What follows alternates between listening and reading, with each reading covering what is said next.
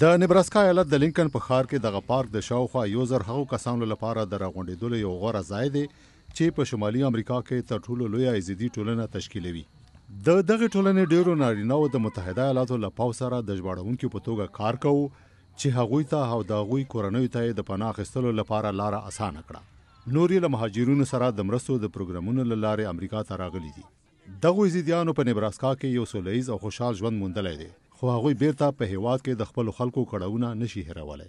فیصل له هغه وخت راهیسې د خپلې خور او د هغې د کورنۍ هیڅ خبر نه لري چې تیر کال د اسلامي دولت ډلې هغوی ونیول.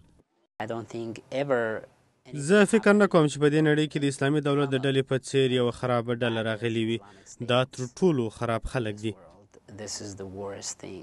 18 کلنه فریال پیرلی د یزدا د مؤسسې له لارې چې تیر کال د ایزیدي امریکایانو لخوا جوړه شوه، ولسمشر اوباما ته د آنلاین په بڼه یوه عریضه وړاندې کړې ده.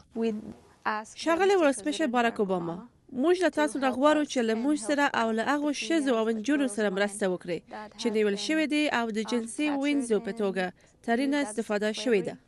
د دې مؤسسې مرستیال هادي پیر وایي چې ایزیدیان د سوریایي مهاجرینو په پرتله لا زیاتو مرستو ته اړتیا لري.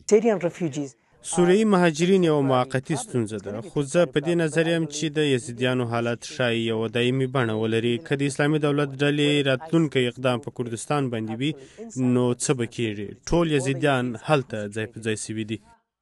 یزیدیان د عراق کردي ژبې وګړي دي، خو ډیر مسلمانان هغوی کافران بولي ځکه چې د هغوی دین له ډیرو زړو دودونو نه جوړ دی. ایزیدیان له زیاتره نورو مهاجرینو نه ځکه توپیر لري چې هغوی په ځانګړې توګه د اسلامي دولت د ډلې د ډلهییزو وژنو هدف ګرځېدلي دي. لا 90,000 نه زیاتو کسانو چې دغه عریضه یې لاسلیک کړې ده د ایزیدیانو د دایي ملاتړ یې کړی دی، خو متحده ایالاتو، روسیې او سیمه ییزو حکومتونو تر اوسه پورې د اسلامي دولت د ډلې پر خلاف د یوې همغږیزې ستراتیژۍ په اړه موافقه نه ده کړې او ایزیدیان د منځني ختیځ د مهاجرینو د بحران یوازې یوه کوچنۍ برخه تشکیلوي.